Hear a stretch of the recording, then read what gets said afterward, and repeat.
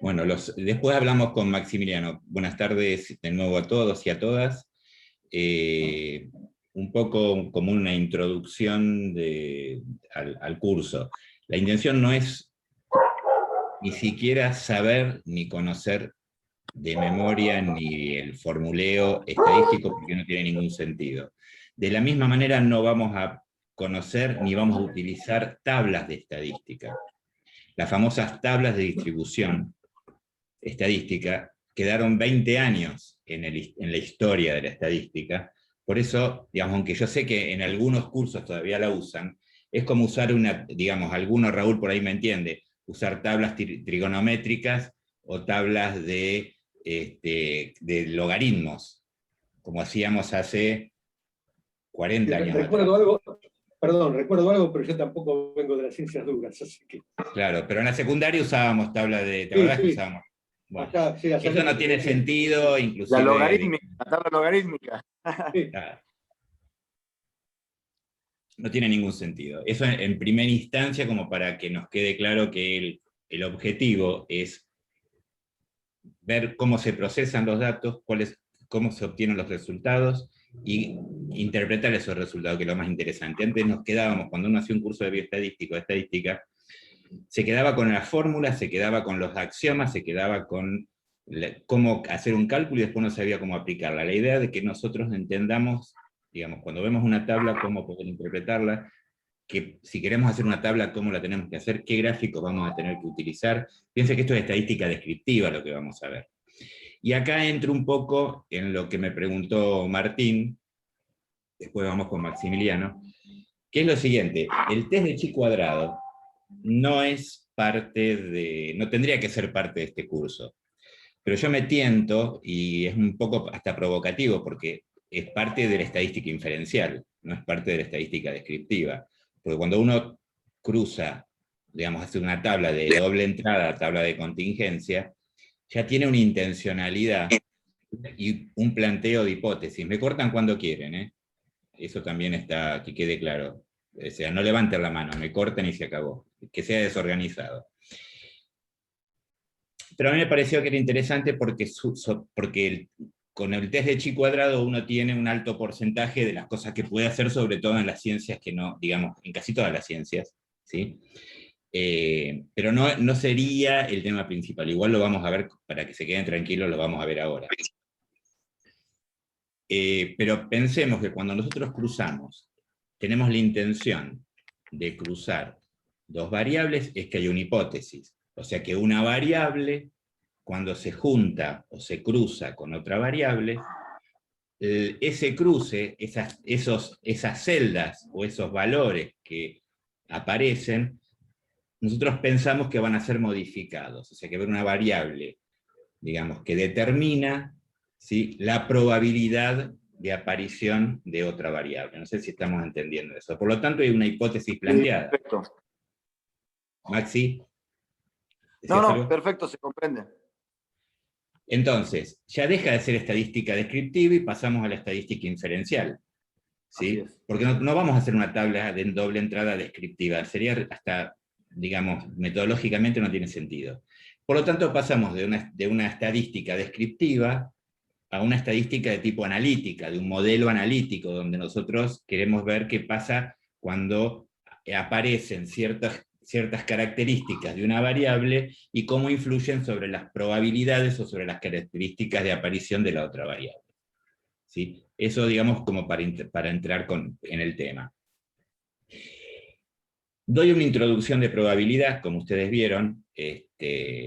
Vayamos abriendo, que sea el apunte, no pretendo abrir a ver cómo está. Vamos a abrir un PowerPoint que es más o menos parecido, pero por ahí es más interesante.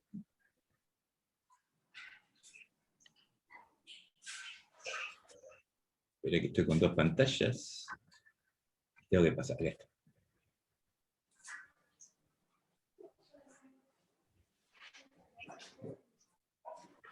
Bueno, hay cosas que acá vamos a saltear. Vamos a ir directamente, no sé si está la parte de probabilidad acá. Ah, no, este es el segundo, perdón. Este no es. Vamos a abrir entonces Me equivoqué, ¿no? El apunte de probabilidad, que es otro.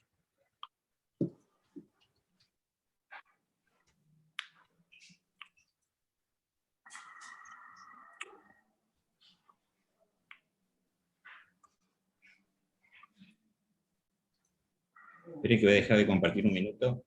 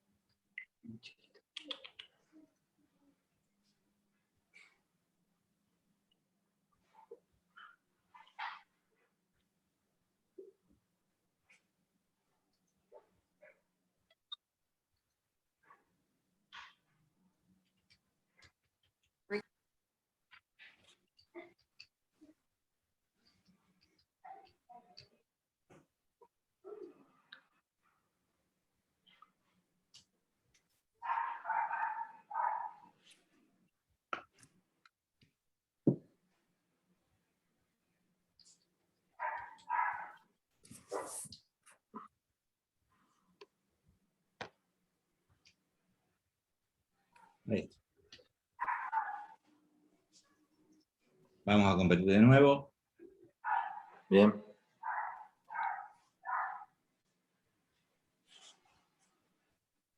Y vamos a abrir el archivo que les comenté recién.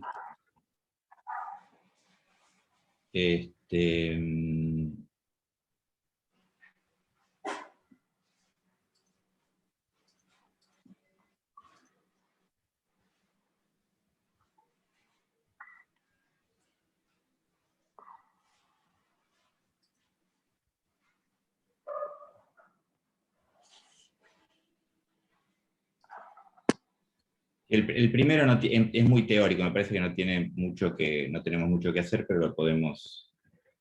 Acá tenemos, ¿alcanzan a ver o está muy chiquito? Perfecto. Bien. Un poquito chiquito para mí.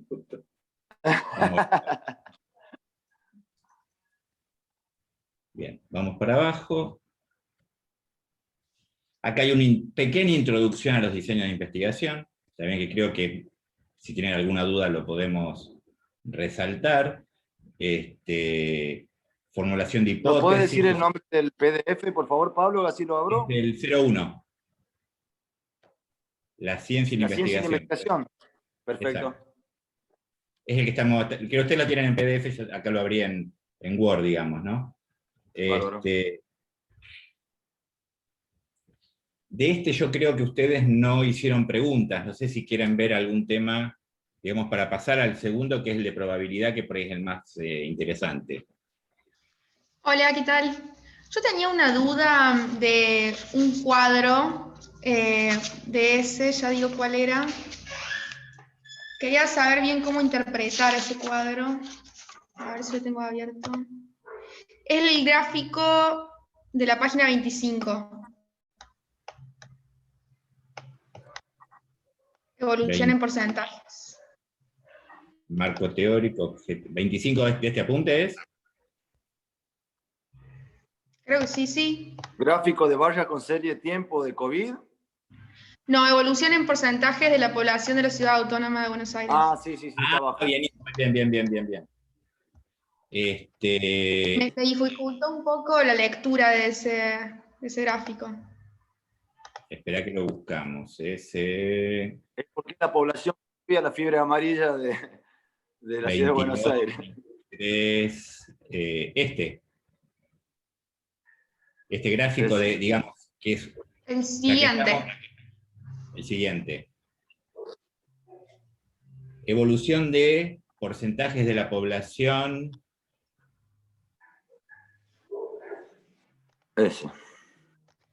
¿Sabés que yo lo tengo distinto al gráfico? No sé por qué será, pero esos puntitos color beige están... yo también, separados. Claro, eso es lo que no entendía. ¿Cómo? Claro, el histograma de frecuencia, Pablo, no se hace con los puntitos están dispersos en el PDF y están tocando cualquier otro eje que no sigue la línea negra. No, claro, no. ¿Sabes lo que hago? Que muchas veces no lo veo. Lo muestro acá, mirá. No sé si lo ven. Te Ah, quedó mirá. así, ¿no? Sí, a mí también. Exactamente igual. Entonces es un error de conversión, evidentemente. Se convirtió. Sí. Se convirtió mal, evidentemente. A ver, vamos a la página. Acá abrí el PDF. Ahora, entonces después lo subo de nuevo arreglado, ¿no? Lo que pasa es que uno lo convierte y no lo revisa, esa es la realidad, ¿no? Pero gracias por avisarme. Página 26, 25. 25.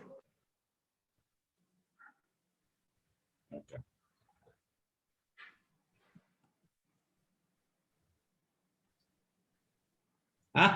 Mira qué interesante. Ahora entiendo por qué no entendían. Ahora lo entendés. Mirá, hasta que es el único, ¿no? Ustedes que lo miraron, yo así no. Lo vuelvo a transformar, es este. Sí. Bien, listo. Acá falta algo, me parece, ¿eh? Porque me parece que acá hay otro error. Estos es evolución en porcentajes de, no es de la población de la Ciudad Autónoma de Buenos Aires, es de Tasas. los no nacidos en la Ciudad de Buenos Aires. Después lo arreglo también. O sea, esto es migración. O sea, los que migraron, no importa si de las provincias a la ciudad o de países limítrofes a la ciudad. Por eso acá veíamos el pico de 1914, si quieren. ¿Está bien? Que es o sea, acá venía bajando y aparece el pico de 1914 debido a la Primera Guerra Mundial. ¿Sí? A la Primera Guerra Mundial. Toda esta migración que también se parece, digamos, y después es proporcional. O sea, lo que hoy tenemos hasta 2010, pero supongamos que esto no debe haber cambiado mucho, andamos en un 10-15% de población no nacida en la Ciudad de Buenos Aires, o sea que es migrante, pero no migrante de otros países. ¿Está bien? Bien. Esto para ver cómo evolucionó la migración en la Ciudad de Buenos Aires, un ejemplo era. Tampoco era tan importante esta cuestión. Pero claro, no se entendía porque los puntos... Y este salió bien, es una cosa rara. Este no hay nada que le llamó la atención. Ya que estamos.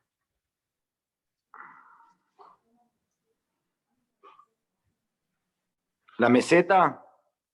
La meseta. Ya que estoy lo voy a mejorar y todo.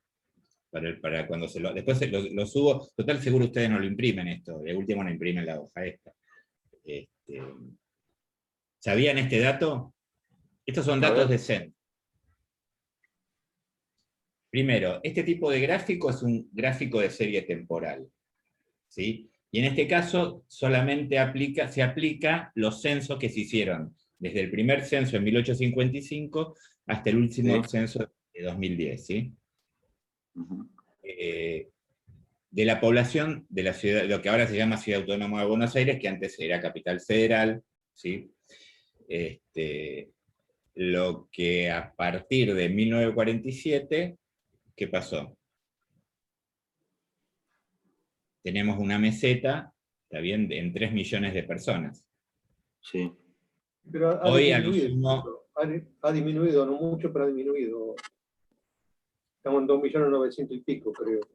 Y hoy creo que hoy estamos un poquito arriba de 3 millones, ponele. Muy poquito arriba de 3 millones. ¿Sí? Eso nos da una idea. Ahora, cuando yo mostraba lo de GES, este gráfico, porque cuando yo lo muestro me preguntan, pero no puede ser si apareció Puerto Madero, se hacen edificios. Bueno, ¿qué es lo que pasó? Hay mucho... ¿Frenó la inmigración? ¿Cómo? ¿Frenó la inmigración masiva? No, en realidad de 1947 en adelante hay 3 millones de personas, no aumentó la cantidad de hogares vacíos, o sea, departamentos, casas que están vacíos, ¿está bien? Y los hogares son prácticamente el promedio entre 1 y 2 personas cada hogar. Eso es lo que ocurrió en la Ciudad de Buenos Aires, ¿sí? La bajadita esta del 2001 es porque fue un mal censo, acuérdense no es que migró gente, no, es un mal censo porque fue el año, digamos, un año complejo para la... Muy complejo. Y fue un mal censo porque se hizo, digamos, si quieren fue una gran muestra, pensémoslo al revés. ¿Está bien? Claro. Pero es interesante esto. La otra realidad es que ustedes saben, y esto lo saben ahora por el tema del COVID, que aproximadamente antes del inicio del COVID, a la Ciudad Autónoma de Buenos Aires entraban unas 3 millones de personas a trabajar. O sea que se duplicaba la cantidad de personas en la ciudad, y después volvían a salir, ¿está bien? O sea que hay un gran movimiento, digamos, de lo que es que ahora descubren el AMBA, cosa que es así, desde el punto de vista de la demografía y de la epidemiología, es una sola cosa. Así que bueno, esa es un poco la realidad, y la gente generalmente pregunta por qué pasa esto, ¿no? Pero bueno, es eso. Pablo, ¿un comentario puedo? Sí, por supuesto, los que quieras. No, para compartirlo con los compañeros y compañeras, a propósito de este aumento de la demografía, de la población en las 24 horas, habla de una dinámica poblacional que ahora con COVID, pero bueno, uno que viene con enfermedades transmitidas por vectores, por ejemplo, yo trabajé mucho con dengue, en el norte de Argentina, constante. Entonces la dinámica poblacional hacía que nos encontremos con nuevos serotipos virales cuando en 2009 había 3 serotipos circulantes de dengue, bueno, hubo un cuarto, y 4, veníamos a Sudamérica como un embudo, y nosotros Argentina era, bueno, el colador de serotipos que venían de Brasil, por ruta 81, por Formosa cruzaba Paraguay, y Bolivia, Perú, otras cepas. Entonces esto que comentás, más allá de enfermedades de contacto estrecho, de vías respiratorias, también me parece que tiene importancia con enfermedades transmitidas por vectores. Más Buenos Aires, que es una mega ciudad, en la que hay malos censos también porque está urbanizada, y la zona periférica, me imagino que el hacinamiento y todos los índices de vectores deben ser difíciles, aparte de los censos poblacionales, de evaluar, ¿no? Por eso, a propósito del comentario. Sí, la otra cuestión que es interesante es, por ejemplo, el Chagas en la Ciudad de Buenos Aires. Claro. Hay triatoma infecta en Capital, ¿no? ¿Cómo? ¿Hay triatoma, hay vinchuca, está el vector? No, Entonces hay inmigración de santiagueños. Transmisión vertical. O sea, vertical. Mujeres que muchas veces que viven acá, pero migran de vacaciones o a visitar los parientes, o ya tienen el Chagas y quedan embarazadas, o sea, pueden quedar embarazadas acá, y digamos, el recién nacido tiene Chagas, digamos, congénito, digamos, a través de transmisión. De ahí es que, y esto es otro, no tiene nada que ver con esto, pero para Estados Unidos y Europa el Chagas no les importaba. De hecho, Argentina tuvo que hacer el tratamiento de Chagas, en un momento se dejó de hacer porque no era, el tratamiento es muy económico y no era rentable por las farmacéuticas, entonces tuvo que hacerse cargo el Estado. Hay un programa nacional de Chagas, claro. Por supuesto. La cuestión es que ahora en Europa se están preocupando porque todos los migrantes de Latinoamérica, o sea, están naciendo chicos con Chagas que no los detectan, y no lo conocían el Chagas de alguna manera. Así que bueno, es un poco la complejidad de cada digamos, enfermedad tiene su dinámica, y eso hay que conocerla para poder ver cómo se puede controlar de alguna manera, ¿sí? El dengue también, el dengue sobre todo, digamos, el dengue sí ya está acá, hace rato, del 2006, Sí, 2007, sí, sí. por ahí. El 98 fue el primer caso en Salta por serotipo 2. Yo hice mi tesis doctoral justamente en ese tema. Y del 2009, que fue el boom con Norani en Charatas, si recuerdan. Pero Sí. ahora tenemos ya dengue COVID en ciudades como Córdoba, Capital Federal, Rosario. Sí. Con una paréntesis, hay una aparente buena noticia. La Fundación Fiocruz publicó que aparentemente los anticuerpos para dengue darían algo de protección para COVID, así que bueno, algo de bondad tiene la naturaleza con nosotros. Pero sí, está, y en Río de Janeiro, en megaciudades de Latinoamérica, no se puede erradicar por la urbanización masiva, las dinámicas poblacionales y migratorias. Es muy difícil. Bueno, resumiendo, este apunte, digo, para pasar al que seguramente ¿tienen alguna otra consulta? Vayamos a la... Yo tenía una, perdón, no quiero copar el tiempo, y la última, tiene que ver con la dinámica general del curso. Sí. Habemos profesionales de diversas áreas. En mi caso, yo trabajo en un servicio de COVID, en un hospital en San Antonio de Areco, y bueno, hay días que son muy demandantes y no podemos por ahí disponernos a terminar, más que todo la metodología de los ejercicios, ahora con el paquete SPPS, o el que podamos bajar, EPIDAT, y por ahí quería saber, en cuestión de deadlines, de tiempo, si se considera tener los ejercicios para el trabajo final, para el certificado en un tiempo determinado, o vamos haciéndolo a los ponchazos y lo vamos combinando los Zoom con vos hasta llegar a entenderlo, porque muchas veces uno no puede participar de los foros que, bueno, al horario y al momento que le gustaría compartir con los compañeros. Eso nada más. Después me parece muy, muy narrativo. Las dos lecturas obligatorias me parecieron muy claras. Uno que viene de algo de EPI me refrescó un montón de cosas en lo personal. Y bueno, cuando empiezan con las ecuaciones y las tablitas de Excel y la tabulación, bueno, los médicos por lo menos empezamos a asustarnos. Bueno, en general la cosa es así. Primero, yo soy una persona muy estricta y las fechas hay que cumplirlas a rajatabla. Perfecto. Mentira. La idea de los cuestionarios, son evaluaciones formativas. Ustedes imagínense que nosotros, si fuera presencial esto, ¿qué haríamos? Ustedes estarían en la clase, me harían las preguntas, yo respondería, haríamos un ejercicio, y yo tomaría lista. Al final del curso, los que tienen el 80% de presencialidad van a tener un certificado de participación. El que quiere un certificado de aprobación tendría que hacer un examen, que en el caso de lo presencial, por ejemplo, un examen presencial, o es un examen domiciliario. La parte de los 4 cuestionarios es para que, de alguna manera, ustedes, yo sé que ustedes siguieron el tema, que entendieron y que aprobaron. Esa es la cuestión de los 4 cuestionarios. ¿Sí? Bien. Para acceder a la certificación de participación, tienen que tener los 4 cuestionarios aprobados.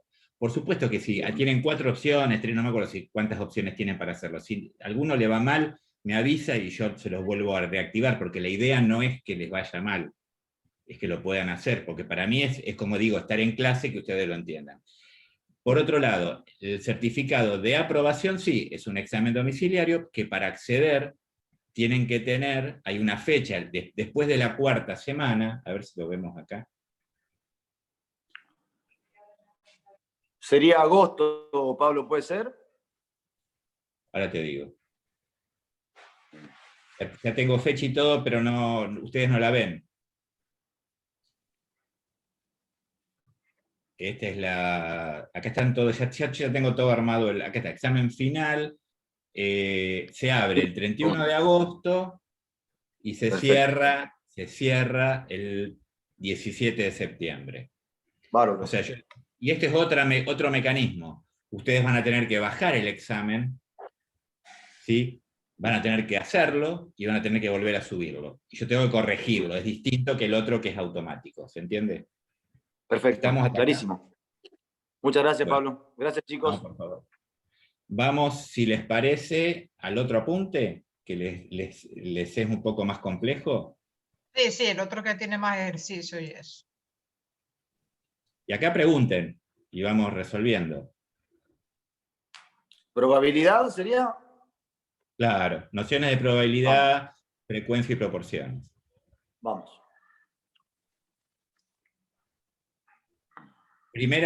¿Alguna pregunta previa al chi cuadrado, digamos? ¿O a todos les preocupa eso? Yo creo que a todo es chi cuadrado. Bueno, ¿entendieron la diferencia entre prevalencia e incidencia? Sí, claro. Bien. ¿Entendieron que no se usa la incidencia real, sino que se utiliza por una cuestión de pragmática o de factibilidad una incidencia acumulada? Sí. ¿Sí? ¿Qué ejemplos me pueden dar de incidencia? En distintas, por ahí algunos no tienen porque no se usa mucho en el área que ustedes trabajan, pero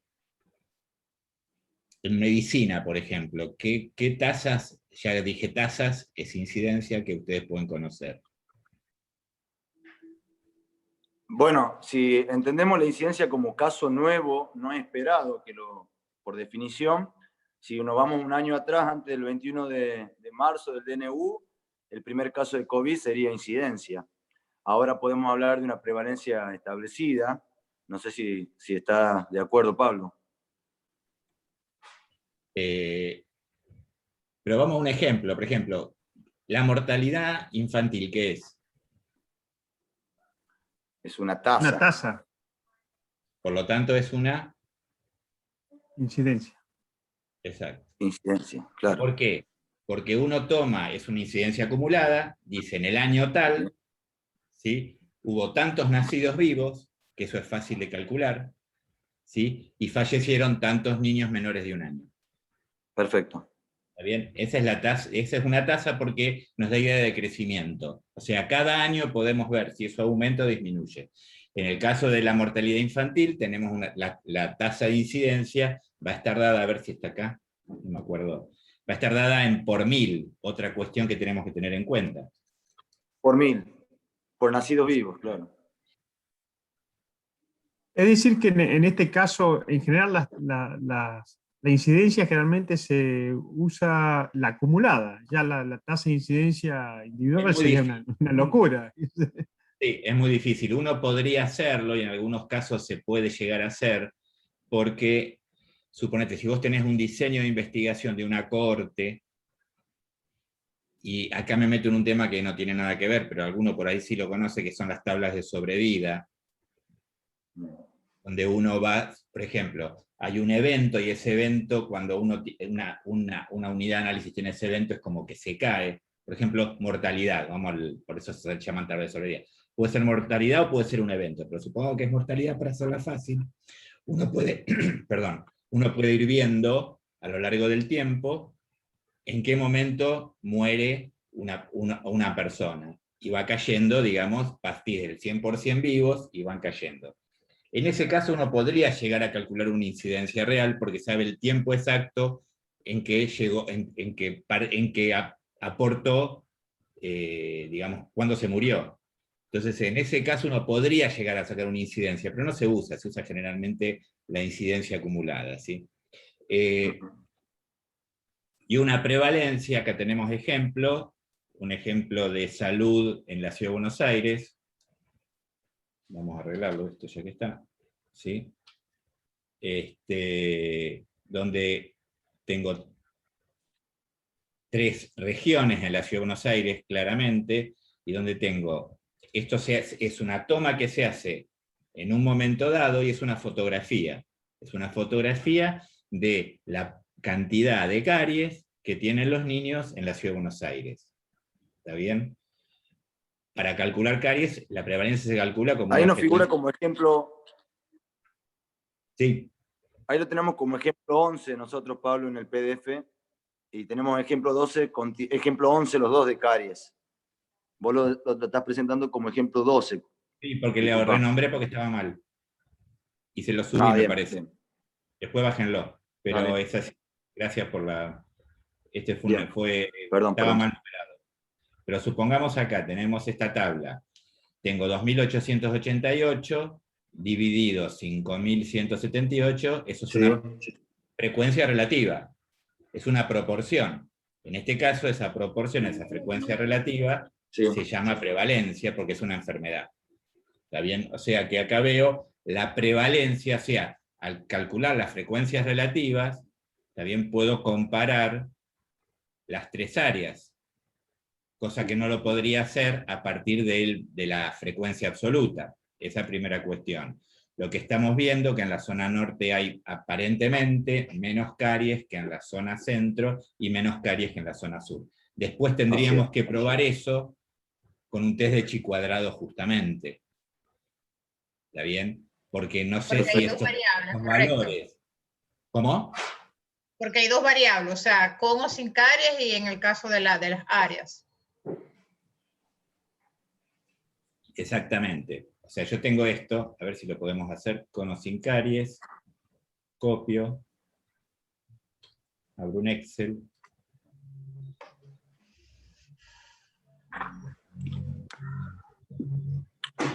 Una pregunta, ¿por qué manejar siempre eso de frecuencia relativa y frecuencia absoluta? ¿Cómo? O de frecuencia absoluta y frecuencia relativa. También es indispensable así manejarlo siempre. La frecuencia relativa es una proporción. Es sobre el total, ahora agrando esto, no se me asusten. ¿Ahí se ve mejor? Bárbaro.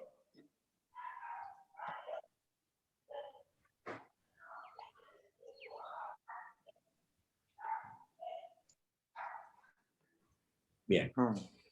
Esta es la frecuencia absoluta de caries y esta es la frecuencia absoluta sin caries. El total, ya que vemos una tabla de entrada, no nos va a hacer mal verlo ahora, ¿está bien? Que sería igual a esto dividido esto. Perdón, el total es otra cosa. El total es la suma. Tiro para abajo y tengo los resultados totales, ¿está bien? Vamos a darle este mismo formato, copiamos el formato. Bien. O sea que esta sería la tabla de doble entrada. Ya que estamos, podemos analizar con este ejemplo la tabla de doble entrada. Antes de eso quedó claro prevalencia e incidencia porque me fui del tema. Prevalencia es una fotografía. Yo tomé 43.571 alumnos en la Ciudad de Buenos Aires, esto es real. No los tomé el mismo día. Los tomé en un periodo determinado, pero, digamos, se considera como que fue una fotografía. Entonces, todo lo que calcule de acá va a ser prevalencia, o va a ser proporción. Justamente, la enfermedad caries es una enfermedad que tiene una dinámica más larga.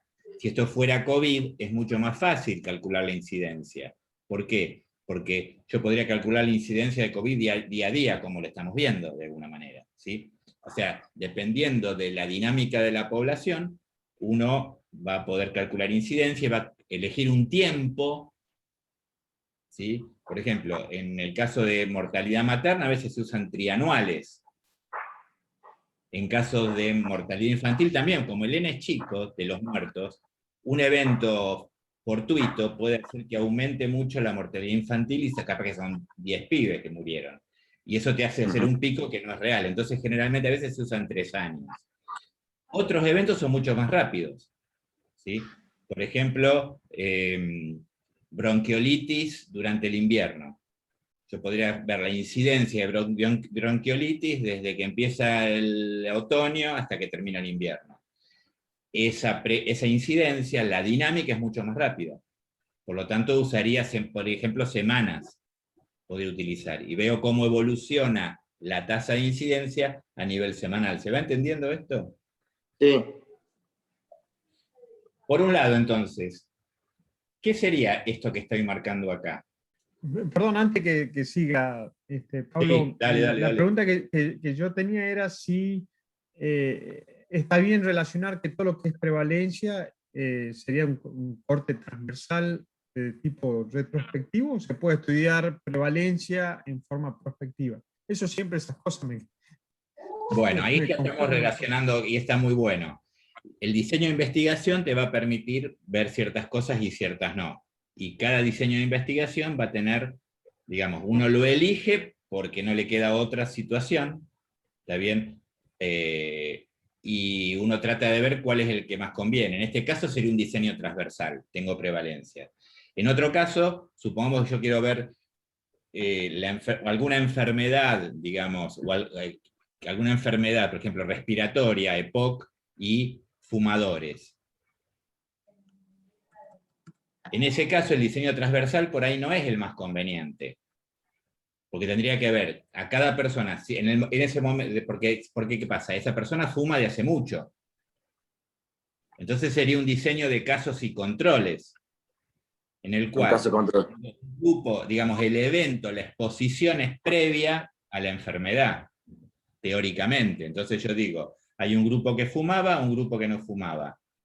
Y después tengo el evento, se enfermó o no se enfermó. Lo que quiero evaluar es si los que se enfermaron de los que fuman es mayor que los que se enfermaron que no fuman. En ese caso también es una prevalencia. Yo no tengo incidencias ahí, porque yo no sé el tiempo, no tengo el tiempo que se van enfermando. Yo veo hoy cuántos enfermos hay, y un grupo estuvo expuesto y otro grupo no estuvo expuesto. ¿Sí? Tanto un diseño transversal como este que estamos viendo ahora, como un diseño de casos y controles como el que describí recién, son diseños observacionales, donde nosotros no intervenimos, no decidimos que tal persona o tal unidad de análisis está expuesta o no está expuesta. Un diseño, cuando yo puedo intervenir y puedo elegir qué persona o qué unidad de análisis va a estar tratada o expuesta y no tratada o control, va a ser, por ejemplo, en el caso de que yo estoy probando ahora una vacuna. Porque es factible, porque es ético, porque la bioética me lo permite hacer, porque en principio si la vacuna no sabemos si cura o no cura, uno podría a un grupo aplicarle el placebo y a otro grupo aplicarle el tratado, o sea, la vacuna real. En ese caso ya es un diseño que es analítico, porque uno tiene una hipótesis, y es experimental porque define, digamos, controla las variables y selecciona qué persona o qué unidad de análisis va a ser tratado y no. En los casos que vimos antes, que era el transversal y el observacional, es un diseño, el transversal y el casos y controles es observacional. En estos dos casos, nosotros vamos a trabajar con prevalencias. Y después vamos a ver que eso tiene un impacto sobre cuando querramos analizar riesgo. Porque si tenemos prevalencia, digo para hacer todo un recorrido, si tenemos prevalencia tanto en riesgo, en casos y controles, como en un diseño transversal, yo voy a poder evaluar el odds ratio como indicador de riesgo, de alguna manera, o sí, es un indicador de riesgo, ¿sí? Y la otra consecuencia que tiene, que tanto en el transversal como en el casos y controles, uno no va a poder saber si hay una causa y si la exposición es responsable de la enfermedad. O la exposición es responsable del evento si generamos. Causa-efecto, ya. Porque estamos viendo las dos cosas al mismo tiempo. ¿Sí? En cambio, hay otro diseño de investigación que también, digamos, es observacional, que sería un diseño de cohorte. En un diseño de cohorte, uno, digamos, primero, al principio están todos, digamos, no tienen el evento, o sea, la enfermedad, y a un grupo está expuesto y otro grupo no está expuesto. Uno no puede elegir quién está expuesto y quién no. Y lo sigue en el tiempo. Va viendo en el tiempo cómo se van enfermando. Ese sería un diseño de cohorte en el cual yo voy a poder calcular incidencias. Suponemos el ejemplo de caries. Supongamos que a un grupo de alumnos, ¿sí?, por alguna razón, tienen acceso a dentífricos fluorados, que se supone o se cree que disminuyen la prevalencia de caries. Y otro grupo de alumnos utiliza dentífricos no fluorados. Estoy diciendo cualquier disparate, ¿sí?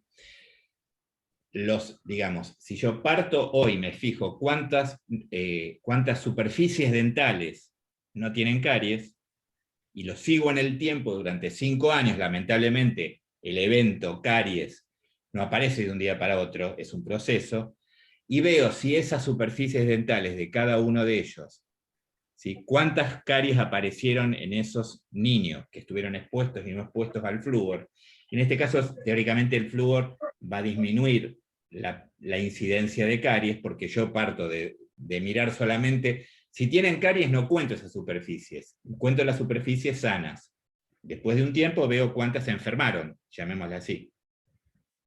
En ese caso tengo la incidencia en un tiempo determinado, que lo puedo tomar en distintos momentos. Lo mismo voy a tener de los que no usan flúor, pero ¿qué me va a dar acá? Me va a dar al revés. Los que están expuestos al flúor van a tener menos caries que los que no están expuestos al flúor. O sea que el dentífrico con flúor va a ser un factor protector. Entonces uno a veces lo que hace lo pone al revés porque es más fácil analizarlo. Dice que los que no están expuestos al flúor es el factor de riesgo. ¿Está bien? Y los que están expuestos al flúor no es el factor, lo da vuelta porque después las cuentas dan mejor, se entiende mejor. No sé si hice todo un relato como para Perfecto, buenísimo. entender Muy bueno, muy bueno. investigación y un poco de qué podemos sacar de cada uno. Y por último, lo más importante de todo, no sé si lo dije, pero en un diseño de corte, uno puede relacionar la causa con el efecto. Porque parte de individuos sanos o de personas que no tienen el evento. O sea, eso después va a dar como resultado, cuando no lo vamos a ver acá, pero cuando hacemos metaanálisis o hacemos estudios donde comparamos bibliografía, ¿está bien? Que hay algunos estudios que tienen mayor evidencia científica que otros que tienen menos evidencia científica. No es que uno tiene que elegir la de mejor evidencia, a veces no se puede. Uno elige el diseño de investigación que puede, pero uno también tiene claro que un diseño de investigación de corte tiene mayor evidencia que uno de caso control o transversal. Que un diseño experimental tiene mayor evidencia científica que los demás. Que un metaanálisis es el que mayor evidencia científica tiene con respecto a los demás, porque con un metaanálisis se comparan un montón de trabajos de investigación y es como que uno puede desempatar si hay alguna duda, si, digamos, el tratamiento o el no tratamiento es mejor uno que otro, ¿se entiende? ¿Hasta acá vamos? Bárbaro. Perfecto, bien. Consulta, Una consulta. bueno, más bien una cosita, ¿no? Con respecto a los datos que están allí de la tabla que vamos a estudiar. No sé por qué razón yo los copié, pero a mí me da un número distinto. En la segunda, donde dice sin caries, a mí me da 13745, coloqué los mismos valores, de verdad no entiendo por qué. Porque estaba mal. ¿Qué hice recién? Ya, eso es todo. Sumé y ya está. O sea que ya que estamos, vamos arreglando el apunte. Por ahí cambié algo en el momento, a ver si está bien. Sí, no, es que en el apunte estaba igual ese numerito. Ahí está. Ahora veamos, ya que estamos, vamos a hacer todo. Ya que lo hacemos bien. Claro, y entonces el Y acá hacemos total, mismo, total mirá. tiene un número 2 en vez de 1. Ajá. Entonces Allí, acá allí. autosuma y me tiene que dar 43,752. Perfecto. ¿Y estos están bien? Sí. ¿Qué hice acá? Sumé las filas. Acá sumé las columnas y acá puedo sumar o una fila o la columna, o en realidad yo podría hacer esto, autosuma Claro, da igual. de todo Ajá. esto. ¿Está bien? Y acá viene el concepto, ya que estoy lo y se los mando de nuevo. Acá va un 2, ¿no? Vamos a ir arreglando todo. Exacto, sí. Entonces, volviendo al Excel. Lo que tenemos acá en amarillo, podemos llamar que serían las frecuencias marginales. Esta es una tabla de frecuencia de doble entrada. Las frecuencias marginales de área sería el total de esta columna. las frecuencias marginales de la enfermedad, con caries, sin caries, está en esta columna. ¿Está bien? Se llaman frecuencias marginales porque es la sumatoria de las frecuencias conjuntas, que es todo lo que tenemos acá. Vamos a poner otro color. Creo que ustedes también lo tienen esto en algún apunte, ¿no? En la parte. Entonces, estas son las frecuencias marginales conjuntas, que es la combinación, la intersección entre las dos variables. Por supuesto que todas son mutuamente excluyentes. Primera cuestión. Perdón, creo que hay un error en el cálculo del área sur. Me parece que no es 18.400. Estoy sumando así ahora. A ver, revisemos. Tendría que estar dando 7. Sale un 0 acá. Acá me falta un 0, ¿ves? Copié, porque fue un error de copiar y pegar. Acá iría un 0, ¿no? 230, sí. Y en el 229 también le falta el 0. Acá hay un problema de puntos, me parece. Vamos a hacer lo siguiente. Está reconociendo al punto como separador de decimales. Claro, entonces vamos a reemplazar los puntos por nada. Ahí está. A ver, entonces acá tengo que ponerle un 0. Allí y en el primero en Sin Caries Norte, también le falta el 0 Sin Caries, es 2290.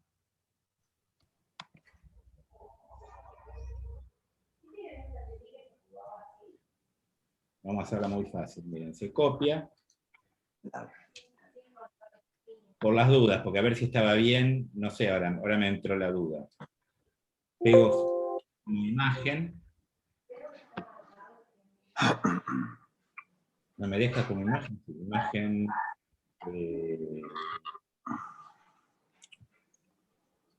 A ver si me lo pega con imagen. 888, acá mira, otro error. Sí, no, es que nada más es ese, ya, ahí. Todo lo demás está bien. 12.790, 14.003, listo, ahí está. Y lo demás automáticamente se tuvo que arreglar. Así que... Pablo, disculpa, ¿cómo es la opción de pegado? Porque a mí, la verdad que en el Excel me desordena todo y no me queda como a vos desde el PDF. ¿Hay un pegado especial? No, porque yo uso el Word, tengo el Word. Perfecto. Estoy haciendo trampa. Bueno. Esto sería numérico, y acá lo que pasa es que los decimales tengo posición de decimales 0, y usar separador de miles. Claro, yo lo tengo, ¿saben qué pasó? Lo tengo en inglés, al Excel. Esto se arregla de acá. Yo porque a veces necesito, cuando uso los resultados, los necesito para un paper en inglés, necesito que la coma sea separador de miles y los decimales no, ¿no? Entonces bien, eso se va a opciones, digo porque se les puede complicar. En avanzada, ¿ven acá? Sí. Separador decimal, separador de miles. Entonces, separador decimal es punto y coma. Usar separador, ahí está. Teóricamente, ahora tendría que cambiar. Teóricamente no cambió, ¿no? Hay una diferencia en el total de centro entre uno es 19.990 y 19.989. A ver. 19.990 y acá es 19.989. Entonces está mal también la suma acá, ¿no? 79.281. Sí, lo que pasa es que había error en el PDF. 19.989, sí. Ahí es entonces, vamos a mirarlo de nuevo, por última vez. Y ya después se los paso bien. 290, 158. Este no hay que mirarlo porque es la sumatoria. Tengo que mirar solamente las frecuencias conjuntas. Listo, ya está. Bien, esto lo borro, ¿sí? Pero eso, así está bien, ya, listo. ¿Qué hacemos con esto ahora? Bueno, ahí entra la duda, porque según el PDF nos dice que tenemos que hacer una tabla con los cálculos de la formulita que yo creo que iba a aplicar la vez pasada, colocar más, dependiendo de la celda, para hacer una multiplicación y una división entre, por lo menos aquí sería entre el B, sería B2 más B2 por B5 entre D2, creo que es así. Vos estás hablando de algo que llegamos, Ajá, ¿qué? Perdón. que no llegamos a comentar. Primero miremos, veamos la fórmula que tienen. Claro, nos adelantamos un poco. No importa, no importa. Vamos a ver la fórmula que a ustedes les duele, que es la de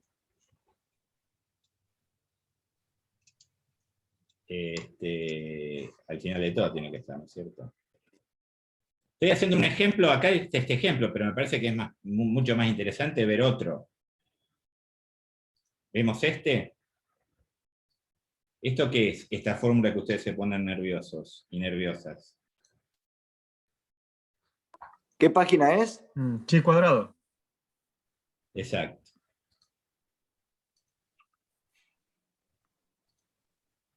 ¿La alcanzan a ver? Si no, esperen que la pegamos directamente, pegar, así. Y la agrando acá. ¿En qué página está la ecuación, por favor? Y debe haber cambiado ahora, pero calculá que debe estar cerca de la 63, 64. 63. Están 63. Bueno, vamos a... Y esta fórmula no nos tiene que asustar. Primera cuestión.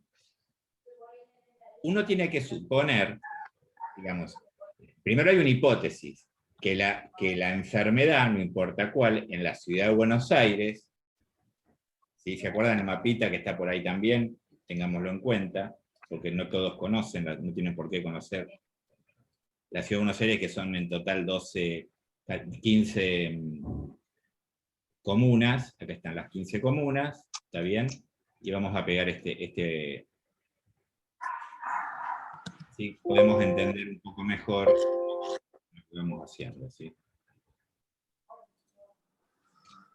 Este es el mapa de la ciudad de Buenos Aires.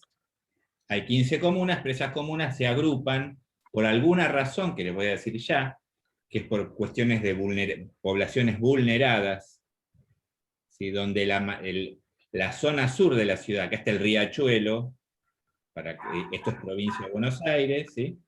Avellaneda, para ubicarlos, Lanús, las comunas, la comuna 4, la comuna 8, etcétera, de la zona sur, está la mayoría de las barriadas vulnerables. Acá se llaman villas o conventillos, ¿sí?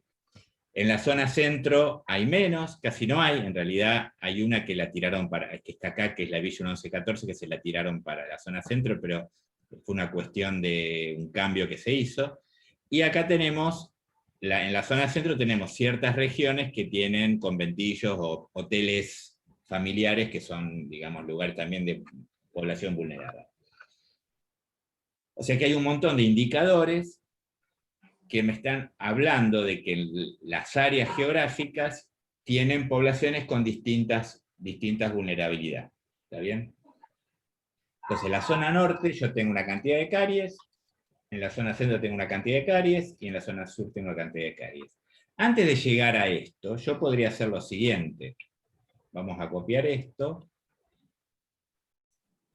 Acá. Yo primero quiero ver qué pasa con esta historia, ¿sí?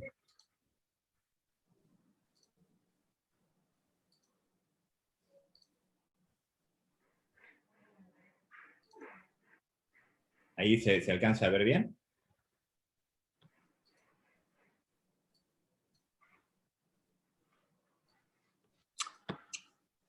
Sí, primero quiero ver cuál es la hipótesis, que en la zona sur hay más caries, que en la zona centro hay un poquito menos y que en la zona norte no hay. Yo así no lo puedo ver, pero ¿cómo lo podría visualizar eso? ¿Con porcentajes o con un gráfico? con porcentaje y los gráficos, y el porcentaje ¿cómo tendría que ser? Tendría Podría que ser una- dividir la cantidad de personas con caries en el norte sobre el total de la población del norte, de la población con caries del norte. Va, no, la Bien. población total del norte. O sea, lo que estamos viendo, primero, ¿cuál sería la hipótesis de investigación acá? La población de zona sur está más expuesta a las caries que la población de zona centro y de zona norte. Vamos a poner peor.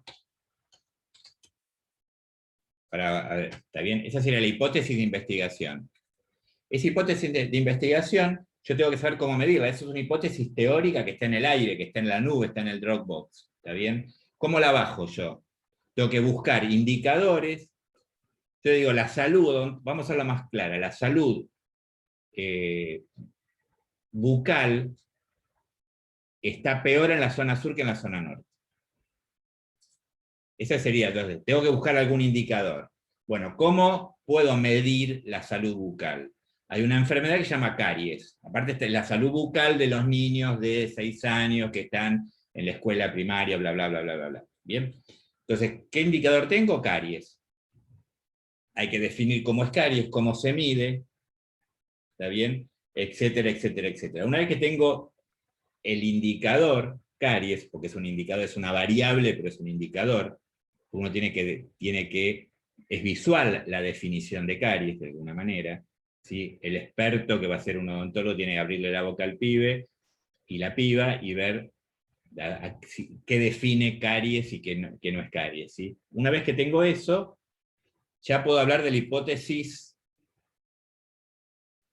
estadística, que sería medir caries en las distintas, en norte, en centro y sur.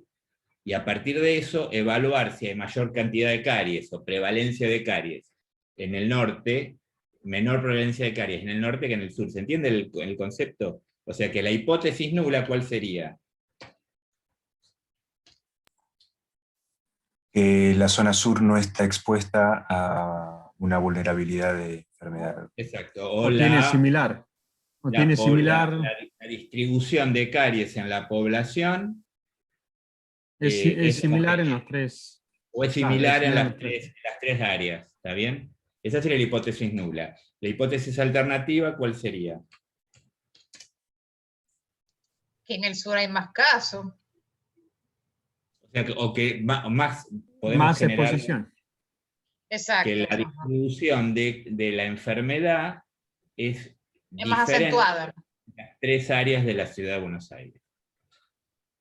Después podemos decir que están definidas por la vulnerabilidad social y toda la historia, pero en principio, entonces, entienden que... Pablo, sí. perdón, una consulta, porque estás, digamos, con relación a estos términos que estás empleando, me surge la inquietud si para que podamos hablar como hipótesis alternativa de asociación entre áreas y prevalencia de enfermedad, tendríamos que llegar al test de chi cuadrado. Para plantear la asociación estadística. A ver, si yo planteo una hipótesis, por eso la hipótesis que planteé al principio, que la enfermedad no se distribuye, vamos a ver en general, no se distribuye en forma homogénea en toda la ciudad. Hay zonas donde hay mayor enfermedad y zonas de menor enfermedad. Esa sería la hipótesis de investigación. Después la puedo ajustar, después puedo decir, bueno, esta enfermedad llamada caries, la prevalencia de caries es mayor en el sur, intermedia en el centro y menor en el norte. Ya voy ajustando esa hipótesis. Después podría plantear cómo mido, o sea, estadísticamente tengo que probarlo eso. Esa es, digamos, metodológicamente, a partir de esa hipótesis yo genero también una base de datos que tendrá que tener algunos indicadores y variables que me permitan medir, digamos, evaluar esa hipótesis. Y ahí entro lo que se llama hipótesis estadística, que es la alternativa y la nula. La alternativa equivale a la hipótesis del investigador. Y la nula es no hay diferencias estadísticas, o sea, se contradice con la dinámica. Entonces uno plantea la hipótesis nula como que no hay diferencias en las tres zonas. Y hay diferencias en las tres zonas, sería la alternativa. Ahora, lo que yo digo, que es importante, es, a partir de la hipótesis general, uno tiene que evaluar, o sea, cómo va a medir eso. Digo, la hipótesis del investigador es algo abstracto. Yo tengo que bajar de alguna manera, y por eso se llaman indicadores. Tengo que buscar la forma directa o indirecta de medir esa, de evaluar, de analizar y de poder probar esa hipótesis. En este caso la voy a hacer cruzando regiones, áreas, y cruzando algún indicador de la enfermedad, digamos, bucal, de la salud bucal. Se me ocurrió elegir, porque parece que, digamos, ahí entra el marco teórico, el conocimiento, la búsqueda bibliográfica, que el mejor indicador es la enfermedad caries. Y tendré que explicar cómo mido caries, ¿está bien? Y cómo defino si un niño tiene caries o no tiene caries, punto. Ahí ya pude operacionalizar la hipótesis teórica, la hipótesis del investigador. ¿Se entiende un poco? Estoy hablando un poco en general como uno en la cabeza del investigador en forma desordenada, porque uno lo organiza, uno pone primero, viene la pregunta, después vienen los objetos, nada. Vayamos a lo que nos pasa a nosotros. Nosotros ya tenemos un previo conocimiento de lo que vamos a querer investigar. Cuando nos hacemos la pregunta es porque ya conocemos del tema. Después podremos ampliar el marco teórico, hacer búsqueda bibliográfica, evidencia científica, etc. Si hay evidencia científica suficiente, no voy a investigar algo que ya es evidente. ¿Está bien? No voy a estudiar la ley de la gravedad, ya está estudiada. ¿Sí? Entonces, primero tengo que evaluar eso. Si en este caso uno en principio no sabe si esto es así, o lo supone, y plantea la hipótesis. Ahora, recién decía Emi, y yo haría esto. Lo hago primero igual a 2880 dividido el total. ¿Qué estoy haciendo acá? ¿Para qué vamos a cambiar esto? Porque si no no van a entenderlo.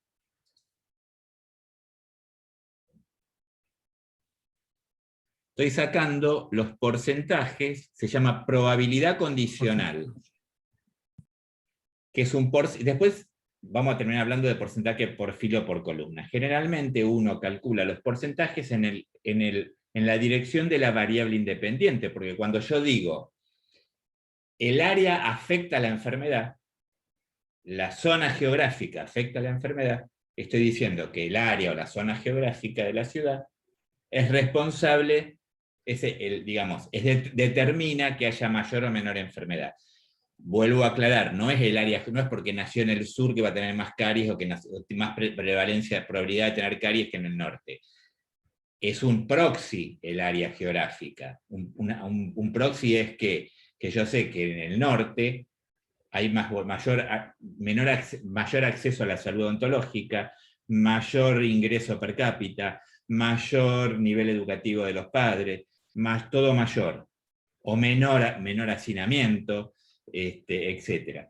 En el sur tengo todo lo contrario, o sea que en realidad la zona está definida a partir de otros indicadores o variables de vulnerabilidad. Lo que estoy viendo son, más que zonas, estoy viendo poblaciones que están expuestas a distintas cuestiones de vulneración de la población, donde teóricamente por los indicadores de vulnerabilidad es mayor en el sur que en el norte. No sé si vamos bien. Entonces la variable independiente o la variable que determina la mayor o menor enfermedad, lo planteo en la hipótesis, ¿está bien? Que es en dirección de las áreas, por lo tanto uno calcula cuál es la prevalencia con caries que en el sur y en el norte. ¿Qué hago acá? Tiro para abajo y tengo los porcentajes, ¿está bien? ¿Sí? Y lo mismo hago, si quieren, bueno, hago esto, dividido esto, ¿sí? De nuevo le vamos a poner porcentaje, un decimal, y tiro para abajo. Esto esto no me tiene que dar nada, en realidad acá tendría que hacer esto, copio para que me quede el color amarillo, y pego fórmula, ¿está bien? Si tiro para abajo se me pone naranja, nada, una pavada. Y acá la sumatoria que tiene que ser 100%.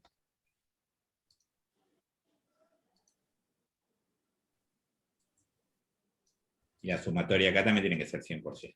Entonces ya uno tiene en la dirección de la variable independiente la prevalencia de caries en el norte, en el centro y en el sur, y en la total. Ya que tenemos que empezar a mirar acá. Y acá estamos viendo que la total es 68,5. O sea, en el total de la ciudad es 68,5. Pero en el sur tengo casi un 10% más que en el total de la ciudad, y en el norte tengo más de un 10% menos que el total de la ciudad. Entonces ya estoy pensando que alguna cosa tiene que estar pasando acá, ¿se entiende? Sí. Como dijo alguien por ahí, yo podría hacer un gráfico, insertar, gráfico recomendado, un tema que vamos a ver después. Sectorial. Y yo lo haría así, porque es más claro, ¿sí? De barra, claro. Barra, claro. Pero nada, puede ser tranquilamente un gráfico de sectores, lo que pasa que ahí se ve mejor los porcentajes, ¿para que se me fue? Insertar, agregar etiqueta de datos. Ahí. No necesito saber, digamos, los no, pongo lo positivo. Acá tendría la prevalencia de caries en el centro, en el norte y en el sur. Ahora, todo esto es descriptivo. Yo tengo que probar que hay diferencias estadísticas. Y ahí volvemos al otro lado, porque no quise mezclar. Y alguien dijo, que creo que fue Ángela, que me contó el final del chiste. Puede ser. Una forma de evaluar si hay asociación, porque de última lo primero que tengo... Maximiliano, ¿querías preguntar algo? No, termina y después, no hay problema, gracias. Quedó así, por eso, te vi la mano. No hay problema, después. Lo que quisiera ver es si las frecuencias conjuntas, ¿sí?, son independientes, o sea que esté en el norte me modifica la frecuencia que tendría que haber en el centro, en el sur y así sucesivamente. O sea, lo que quiero ver es si hay proporcionalidad en las frecuencias conjuntas con respecto a las frecuencias marginales. O sea, ¿qué tendría que haber acá adentro? Y ahí voy a la pregunta de Ángela.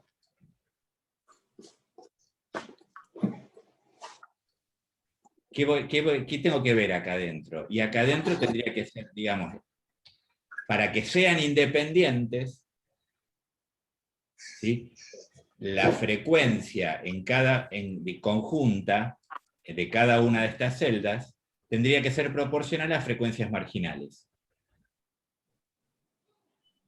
¿Está bien? ¿Y cómo se calcula eso? Y lo dijo Ángela, igual. Para esta celda, norte con caries, va a ser el total de con caries por el total del norte dividido el n total.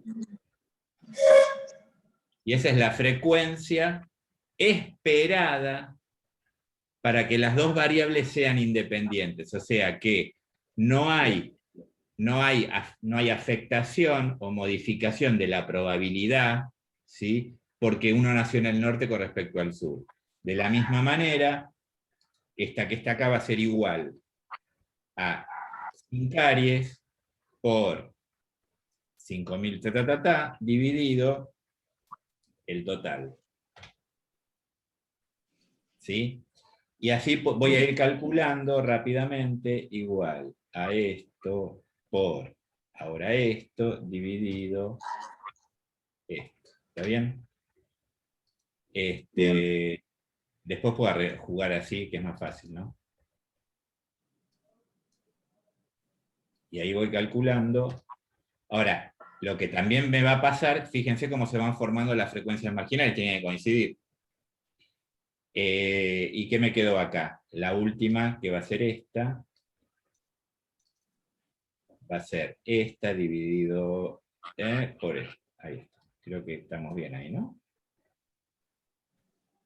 29, bien. Y esta que está acá, ahí tenemos las frecuencias que se llaman frecuencias.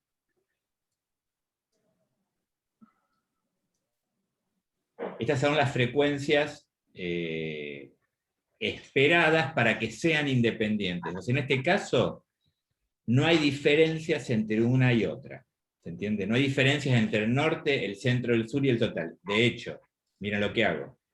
Igual 3.545 dividido el total es igual a 68%. Sí. ¿Qué me va a dar en las demás? ¿Se acuerdan cuánto daba el total? 68,5. Ujú. O sea que los porcentajes por fila me van a dar igual. Quiere decir que no hay afectación, las frecuencias conjuntas son proporcionales a los marginales. Y ahí viene el test de chi cuadrado. ¿Hasta acá cómo estamos? Bien, una consulta. No quisiera sacarle el lugar de la pregunta a Maximiliano, pero muy concreta en relación a esto puntualmente. Esta distribución, que es una distribución hipotética por lo que tengo entendido, ¿no? Una distribución que debería ocurrir en caso que fuesen independientes, ¿no? Las variables, esta sería la distribución correspondiente a los grados de libertad. ¿O falta Los para grados eso? de libertad están relacionados con el número de filas y el número de columnas. Número de filas -1 por el número de columnas -1. Bien. Pero no con esto, digamos. Los grados de libertad están relacionados con lo que ahora no nos importa, pero era para entrar a la tabla de chi cuadrado, cosa que ahora no nos preocupa. ¿Está Bárbaro, bien? gracias. Maximiliano, Mi ¿vos querés? pregunta, Pablo. Sí. No, mi pregunta era más teórica. Variables dependientes e independientes, está claro. Trabajamos con variables ordinales, ordinarias y no ordinales. ¿Puede ser esa terminología? ¿Cómo? Variables dependientes e independientes, está claro. Nosotros en enfermedades transmitidas por vectores trabajamos con macro y microfactores. Los macrofactores, los factores de riesgo que no se puede intervenir, el ser humano no puede intervenir, como regímenes de lluvia, por ejemplo, o temperaturas, y los microfactores, índices aédicos o larvarios que uno puede intervenir. Eso traducido a variables.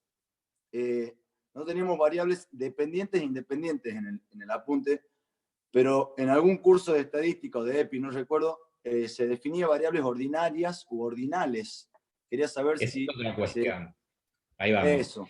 En la semana que viene, o sea, mañana, van a haber niveles de medición de las variables, clasificación de las variables, ¿sí?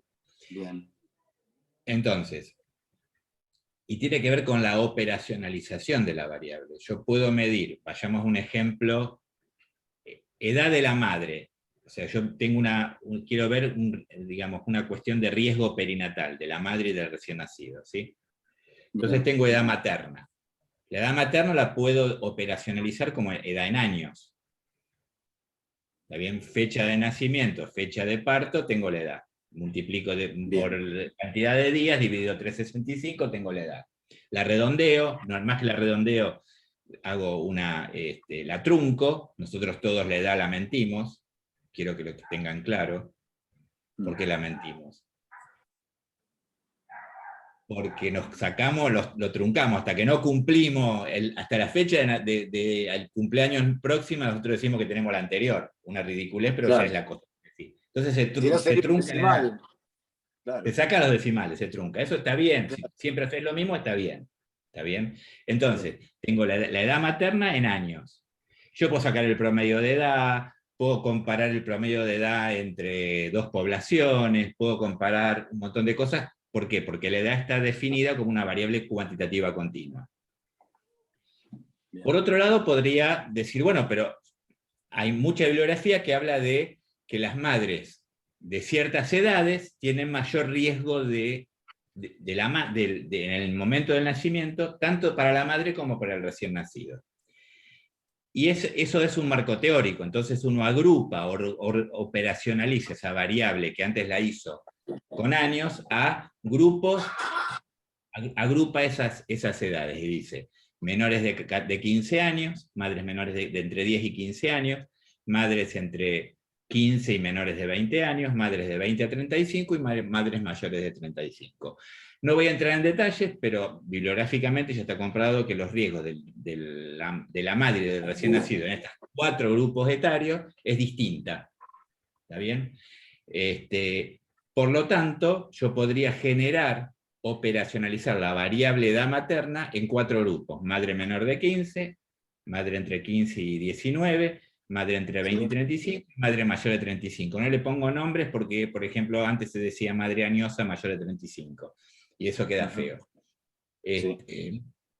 La cuestión es que hay operacionalización una variable cuantitativa, cuando podía sacar promedios, en una variable cualitativa ordinal. ¿Por qué ordinal? Porque hay un orden. Primero están las de menores de 15, después entonces hay un orden intrínseco. Es una variable ordinal, ¿está bien? Perfecto. Y análisis estadístico, yo no voy a poder sacar un promedio. Una media. Bien. Voy a tener que usar frecuencias, podré calcular, ojo, la mediana la podría calcular, o sea, medidas de posición la podría calcular, y las pruebas estadísticas van a ser diferentes a las pruebas estadísticas aplicadas en una variable cuantitativa. Perfecto. Ahora, también puedo decir, yo quiero ver la relación que hay, ahí viene de nuevo una hipótesis. Las madres adolescentes tienen niños de bajo peso, como ejemplo.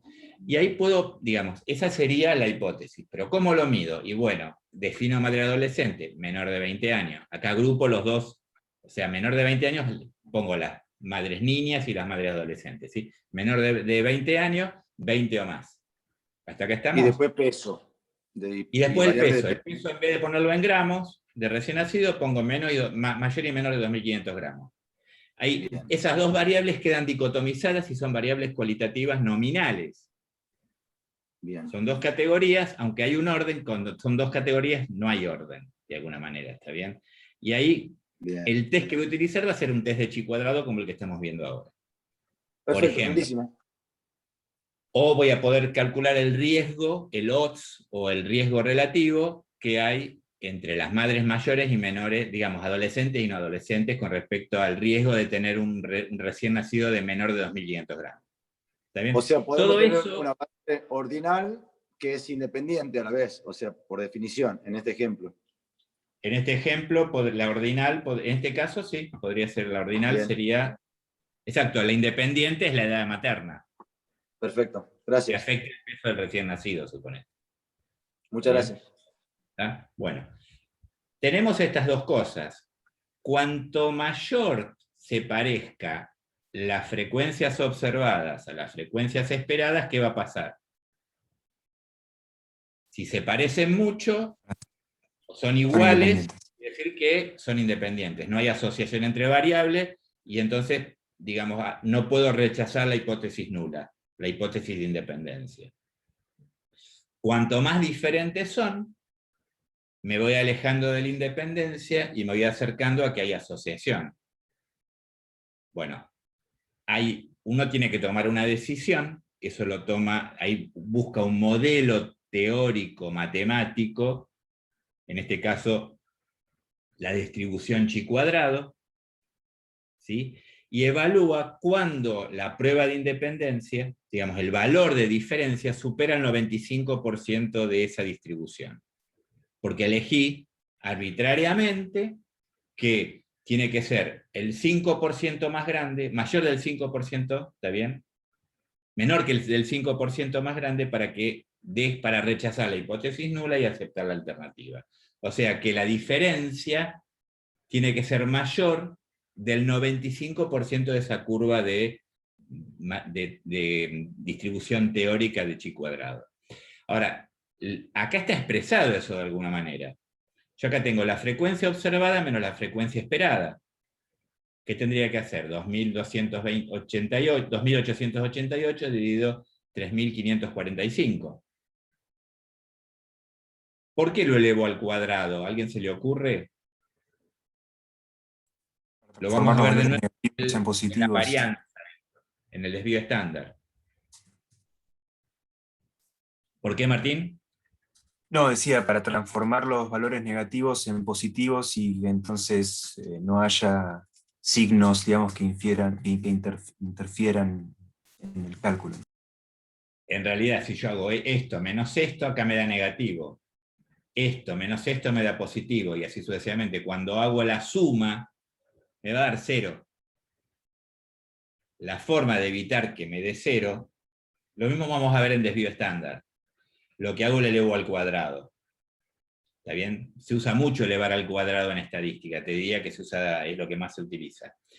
Entonces, la fórmula que me dice la frecuencia observada menos la frecuencia esperada sobre la frecuencia, o sea que, por ejemplo, en el primer caso sería igual a 2.888, ¿está bien?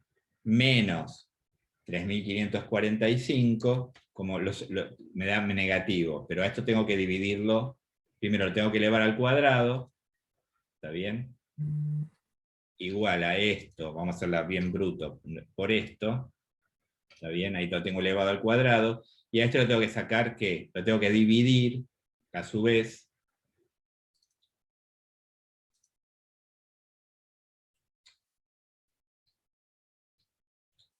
dividido la frecuencia esperada, 3.545. O sea, el primer valor es 121. De la misma manera, tendría que calcular 12.709 dividido 13.684, lo elevo al cuadrado y lo divido por 13.100. Sumo todo y me va a dar el valor de x cuadrado. Ese valor de x cuadrado, ¿sí?, me va a expresar una probabilidad determinada en esa función digamos, de chi cuadrado. Pero en Excel, digo, por eso no hay que preocuparse tanto, yo tengo esta posibilidad. Función, creo que ustedes ya lo vieron eso, distribución chi, si no encuentran algo, ¿qué hacen? Ponen chi cuadrado, o chi. ¿Por qué en la guía hay dos funciones? Perdón, una es esa, distribución chi cuadrado, y la otra es prueba chi cuadrado. ¿Cuál es la diferencia? Que en la distribución chi vos tenés que hacer todo el cálculo. ¿Sí? Ahora lo hacemos, pero vamos a la más fácil, prueba chi cuadrado. Okay. ¿Qué tengo que hacer en la prueba chi cuadrado? Tengo que elegir la matriz o las celdas observadas, que es esto que está acá, ¿se ve? Y en el esperado, la matriz con las celdas esperadas. La ventaja de esto, que ya me dice la P, o sea, me calcula automáticamente la sumatoria esa, y me dice cuál es la probabilidad. ¿Ustedes alcanzan a ver a ver, porque como estoy con otra máquina, no tengo la ampliación, pero vamos a poner aceptar. Me da 9,8 por 10 a la menos 278. Acá lo tienen el número, ¿sí? ¿Qué quiere decir este número? ¿Lo entienden? Yo no. Es significativo. Yo no lo entiendo. ¿Por qué? Porque es un 0,278 ceros y después viene el 9.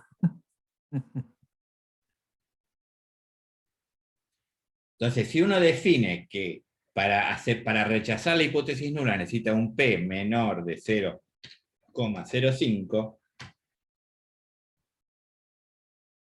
¿ya qué hacemos? Primera ventaja de tener el Excel. Yo sé exactamente la probabilidad que tiene esa fórmula.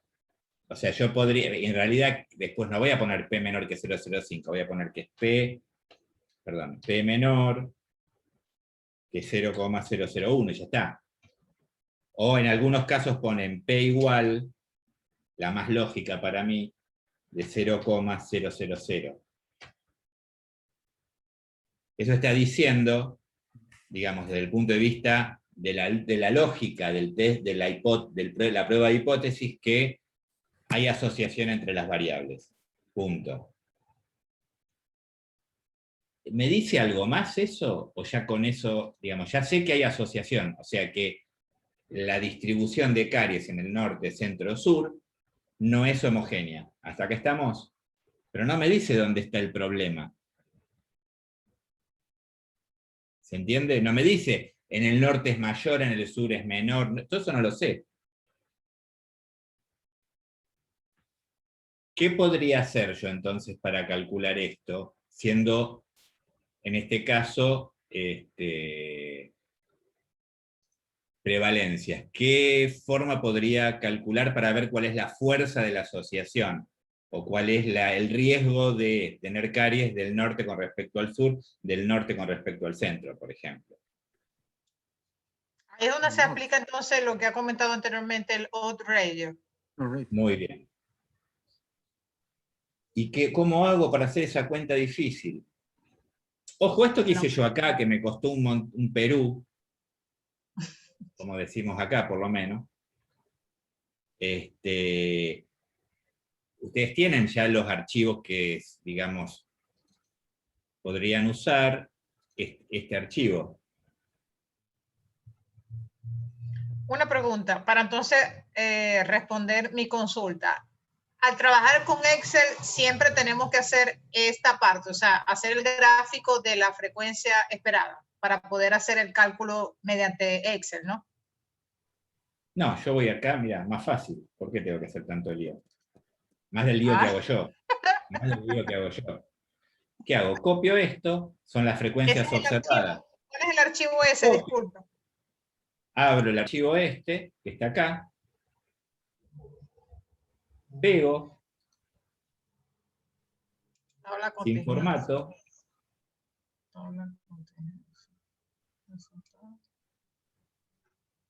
abajo que me calculó. Ah, la frecuencia esperada. Por eso, pero ese nuevo archivo No me gusta trabajar, no me gusta hacer las cuentas que hice recién. Meto ¿y qué miro? No miro todo esto, yo miro acá. Grados de libertad 2, probabilidad 9,88 por 10 a la menos 78. Ya está. Ya. Y acá tengo el chi cuadrado que vos decías. El chi cuadrado, ¿está bien? Sale de sumar de la fórmula del chi cuadrado. La otra forma de hacer esto, que era tu pregunta, no lo voy a hacer porque no tengo ganas, mirá qué malo que soy. Pero pasa lo siguiente, tengo que hacer toda la cuenta, no tengo ganas de hacer toda la cuenta. La otra forma de calcular el chi cuadrado, el AP, perdón, es usar, acá usé prueba chi. La otra posibilidad es usar otra función que tiene el chi cuadrado, que es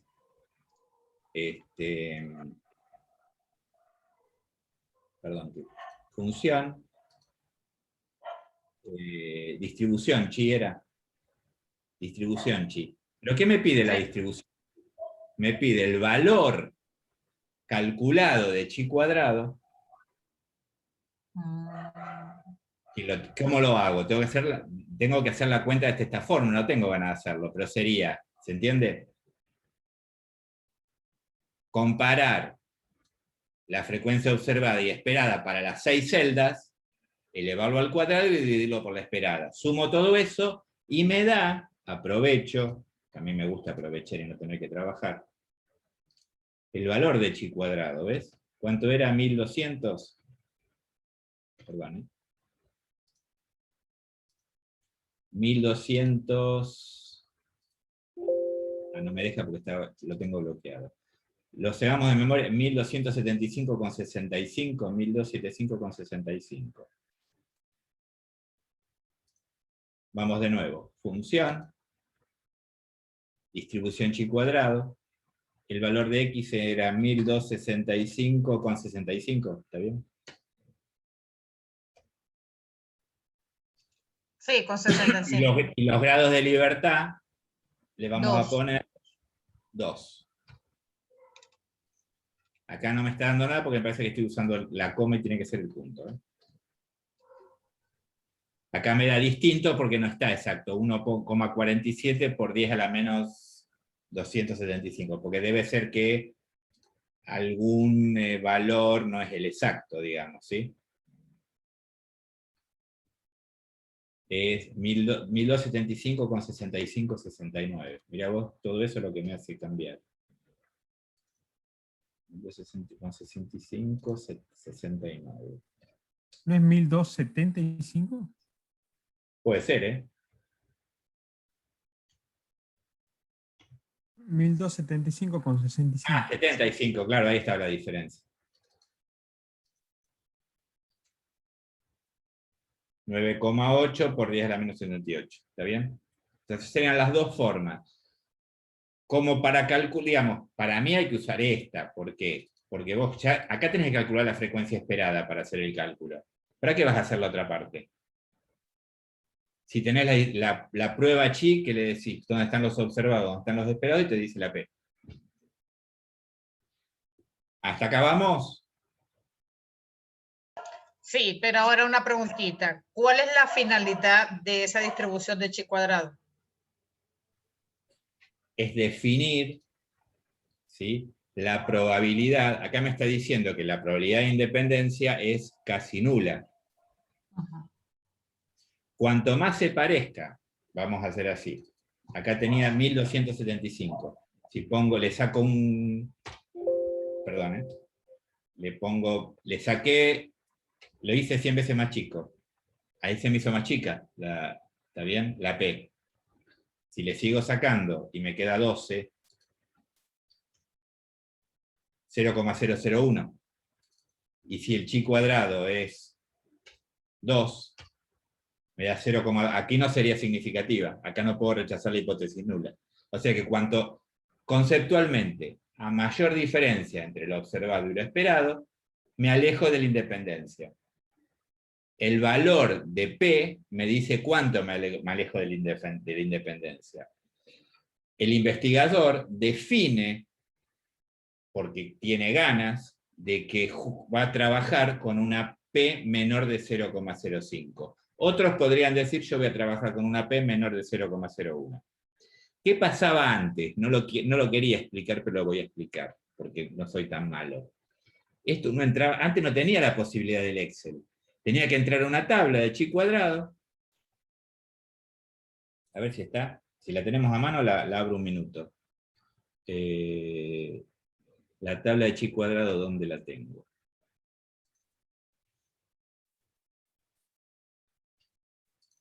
Debe ser en inferencia estadística. Esta es medida de asociación. Vamos a buscar acá la tabla de chi cuadrado.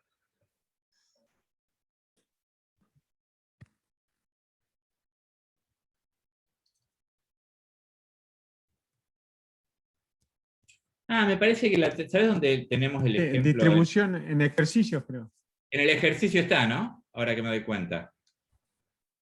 Lo tenía que abrir.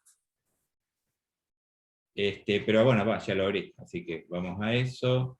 Tabla, acá tenemos el ejemplo del chi cuadrado. Acá está, esta es la distribución chi cuadrado. Hay una tabla chi HTML que si quieren que la tienen ustedes en los ejemplos de Excel. Acá tienen cómo se calcula la observada y la esperada. Eso lo tienen ustedes, me parece. Y acá tenemos un pedacito de la tabla de chi cuadrado. Antes no nos quedaba otra que Disculpa, Pablo, teníamos que ir a la tabla. ¿en qué documento estamos? En ninguno, porque este lo tengo yo. Creo que ustedes lo tienen igual en el ejemplo, ¿no? En el ejemplo de... Abramos ese, para no hacerles lío. Ejemplo, salario, género, ¿puede ser? A ver. Acá está como se hace en el SP, no importa eso. Lo importante acá, a ver si está la tabla de chi. Acá está el ejemplo. Acá tengo la distribución chi cuadrado. ¿Por qué los grados de libertad? Porque dependiendo de los grados de libertad, la curva de chi cuadrado va a ser diferente, que es lo que vimos recién en el otro ejemplo.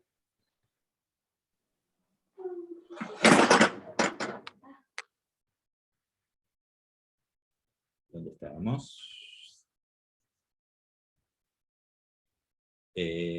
No, este ya lo cierro, para no hacer lío. No lo cierro porque tengo que arreglar cosas ahora que me acuerdo. Una preguntita que no tiene nada que ver con esto, pero a la vez sí. ¿La prueba, o sea, el cuestionario es hasta hoy día o se puede hacer mañana? Es que ahí dice antes del 20. ¿Eso quiere decir que es hasta hoy? Que hay que hacerlo, porque de verdad yo no lo he hecho. Ángela, ¿cómo me decís eso? Bueno, estoy siendo honesta, Yo dije, nada, voy a asistir a la Somos clase, dos, Ángela. a dar Somos dudas. dos. A ver, Maxi también. Ah, Y voy a bueno. aclarar para poder dar la prueba. No, somos 3, ¿eh? 3. Vamos. Somos varios. 5. 10. Bueno, no sigamos entonces. Todos. Pero yo recién, no me escucharon entonces, me parece. No, No, dije que sí. no había problema. No había Le problema. dicen los hijos a los padres, no me escucharon. Yo dije que eran fechas organizadoras, Sí. para que ustedes no se atrasen. La idea es que la traten de cumplir antes de esa fecha. No le voy a cerrar el cuestionario. Por eso, esa era la duda. O sea, no se cierra. Perfecto, ya, está bien. Bueno, Ahora sí podemos seguir. Muchachos, pero igual mañana hay que hacerlo para que no nos atrasemos al siguiente módulo. Gracias, Ángela. no, ya sé, ven acá que cada uno, digamos, antes se tenía que trabajar con el valor crítico porque no se tenía el valor exacto de la probabilidad. Entonces uno decía, si el valor calculado es mayor que el valor de tabla para una P determinada, aceptaba o rechazaba la hipótesis nula. ¿Está bien? Ahora, eso quedó en la historia, por eso a veces me niego a explicarlo. ¿Dónde está no, más arriba. La tabla de chi cuadrado debe estar en algún lado, que la teníamos recién por ahí. Uno tenía esto. Entonces, en nuestro caso, tenemos 2 grados de libertad. Era eso, ¿no? Y nos daba ¿cuánto? 1200. Sí. Con una P de 0,05, el valor era casi 6 que tenía que tener. Nosotros tenemos 1200, está requete contra superado. Si quiero el 99%, es 9,2. Tengo 1200 y pico, 1275 tenía yo. Ya está. Entonces, ¿qué decía? Rechazo, como a mí me dio 1200 el valor calculado del chi cuadrado, y el valor de tabla para 2 grados de libertad y un 5% o un 1% es 5,99 o 9,22, rechazo la hipótesis nula y acepto la alternativa. Ahora, la ventaja nuestra es que decimos que la P exacta podemos calcular y no tenemos que ir a una tabla. ¿Se entiende esto? Bueno, vayamos al Excel porque nos queda un poquito todavía para cerrar esto.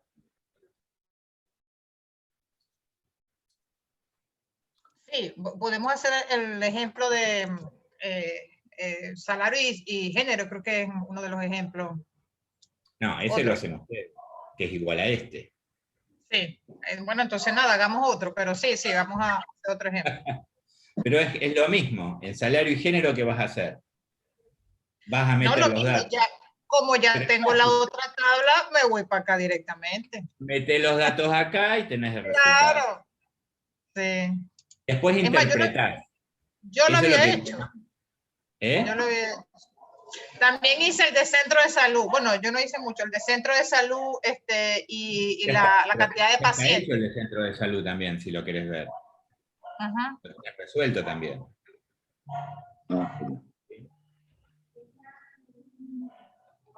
Pero me queda algo acá. Me queda algo que me...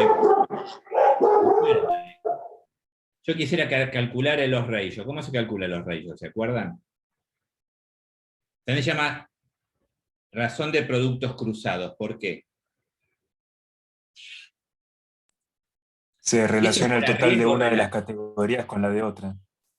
Claro, si esto fuera riesgo relativo, yo hago la siguiente cuenta. Si fuera riesgo relativo, y esto entonces sería incidencia de caries, cosa que no lo es. Entonces yo podría hacer el riesgo relativo para sur barra norte, ¿está bien? sería igual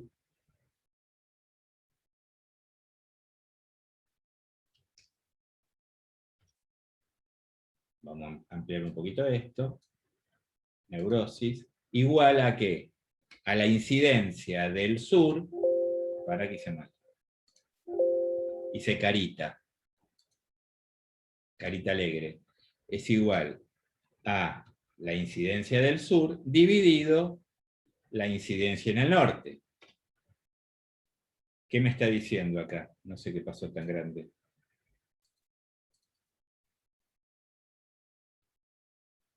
Qué raro. A ver la fórmula.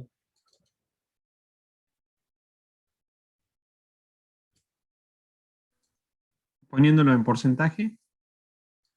No, porque no es porcentaje. Ahí está. No es un porcentaje justamente, como es una razón, una razón puede tomar cualquier valor. O sea, lo que me está diciendo acá es que la incidencia entre el sur y el norte es de 1,39. Tengo que las chances de tener más enfermedad de un chico que nace en el sur con respecto al norte es de 1,39 o un 40% más, si quieren. ¿Está bien? Si esto fuera odds ratio, por esos productos cruzados, ¿sí? Del sur con respecto al norte,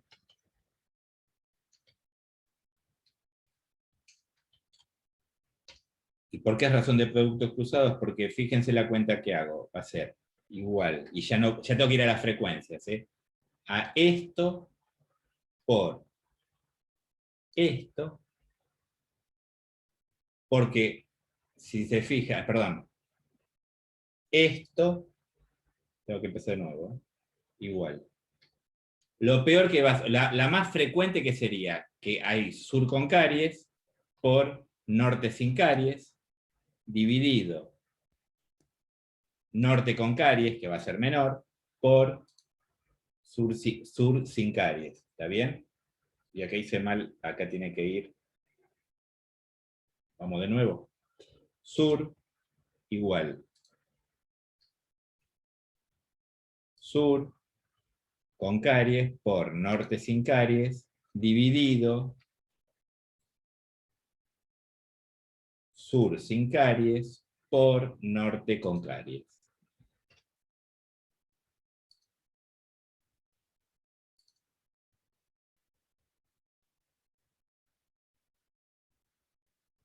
B4, esto por esto, dividido esto por eso, no nos puede dar nunca ese valor.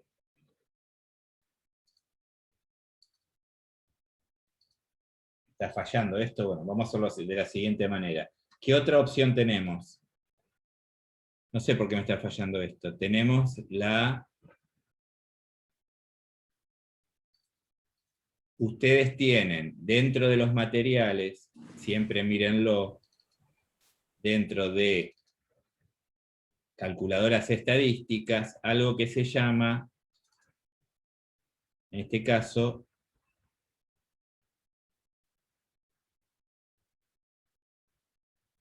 proporciones, tamaño, calculadora estadística, binomial, calculadora epidemiológica de riesgo.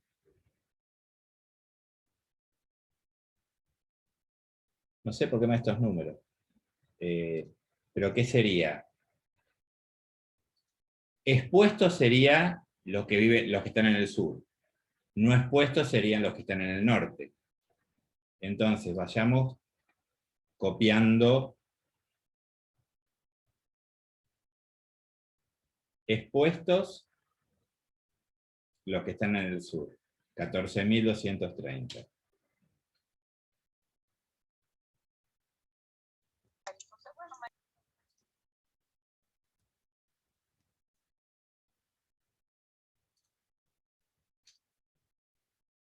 Estos que los sur que tienen caries.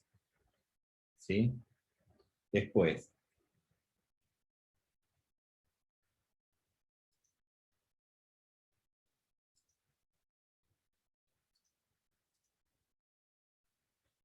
Estos son los sur que tienen caries, estos son los sur que no tienen caries. Los sacamos de acá que es más fácil. ¿Sí? Copiamos.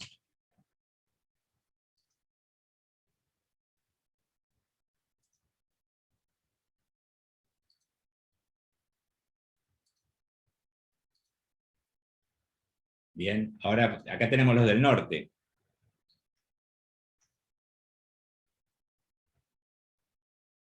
Los nortes son estos. Los norte con caries, sin caries. Lo copiamos, a ver si nos sirve copiar los dos juntos. No tenemos que andar dando vueltas.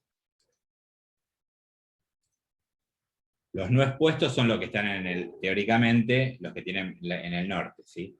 Pego.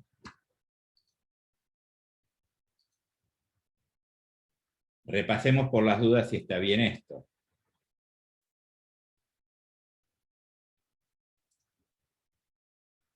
$18.440, 5.178. Vamos a ver. 18.440, sí, perfecto, listo, ya está. Yo al poner estos valores acá, automáticamente, fíjense que acá tengo los valores esperados. ¿Sí? Y acá tengo la P, ojo, es distinta porque es la P entre el norte y el sur, no es la P entre norte, centro y sur. ¿Está bien? Pero igualmente, ¿qué me da? Por 10 a la menos 207, es significativa. Aquí te he explicado qué es significativo y qué no. Y acá, ¿qué tengo? El riesgo relativo, 1.39, y el odds ratio. O sea, lo que uno tiene que saber es cuándo usa uno y cuándo usa otro. En este caso, como es un transversal, o si fuera un caso control, voy a usar los ratios. Si es una corte, es riesgo relativo. ¿Y qué otra cuestión tenemos acá que no teníamos cuando hicimos las cuentas en el otro lado? ¿Qué me quiere decir unos ratios de 2,7? Que tiene 2 veces más posibilidad de sufrir, casi ¿no es cierto? 3 veces más chances de tener caries en el sur, Claro. un niño del sur, que con respecto al En norte. el norte. 2,7 es casi 3 veces, digamos, ¿sí? Claro, casi 3. Si fuera riesgo relativo, sería la diferencia de riesgo sería de 1.39. En este caso tendría que ser una cohorte, por lo tanto no vamos a usarlo. Ahora, ¿qué importancia tiene el intervalo de confianza? ¿Y cuál es el concepto de intervalo de confianza? Es lo que vamos a ver en el módulo 4 recién, ¿eh? Falta, pero no importa, ya vamos metiendo cosas. Digamos, tenía entendido que cuando estás dentro del intervalo de confianza, yo puedo confiar justamente en el valor, en el riesgo. En cambio, si está fuera de ese rango, significa que ese valor no es confiable. Dos cosas. Estoy de La acuerdo. amplitud del intervalo de confianza me dice la precisión de la medición, que eso está relacionado con el N. Acá tengo prácticamente el intervalo de confianza casi a 0, fíjense, 2.53, 2.88, o sea, es muy chiquito, porque el N es 23.000. ¿Está bien? O sea, el intervalo de confianza depende del N. Y eso nos da la precisión de la medición. Una muestra, cuando es mayor, cuando la muestra, el tamaño de la muestra tiende al tamaño poblacional, el intervalo de confianza tiende a 0. ¿Se entiende este concepto? Bien. El intervalo Sí, de sí. confianza directamente nos muestra el error de muestreo. El error que se comete no es un error, digamos, como nosotros hablamos de la palabra error, sino es un error debido a que no tomamos el total de la población, tomamos una parte de la población. ¿Cuál es el otro concepto que tenemos que tener en cuenta en el intervalo de confianza? Pero no para esto, para todo. Que se supone que dentro del intervalo de confianza, en este caso 95%, nos dice que el valor poblacional tengo un 95% de certeza que va a estar dentro de ese intervalo de confianza. O sea, es una especie de que, estamos de nuevo en la estadística inferencial, estamos infiriendo con una certeza del 95% que si yo hiciera un censo, o tuviera Que tu el total universo de muestral. Sí. el valor de la población estaría entre 2,53 y 2,88. Claro. Es poco probable, un 5% de probabilidad, de que sea menor de 2,53 o mayor de 2,88. Bien. ¿Está? ¿Puedo hacer una pregunta? Sí, Maximiliano. No, disculpa, Pablo, te dejo cerrar la idea, discúlpame, y después te hago la consulta. Y en la otra cuestión que tengo que tener en cuenta, que nunca puede estar el 1 en el intervalo de confianza. Porque si está el 1 en el intervalo de confianza, no hay riesgo.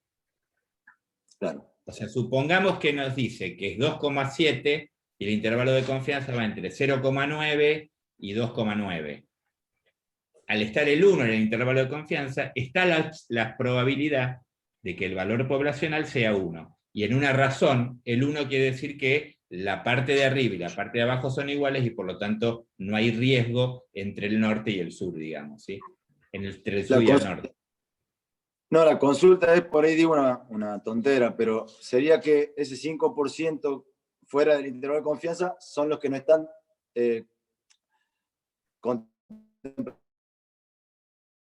Ahí se te cortó, Maxi. ¿A mí se me cortó o no? A Maxi.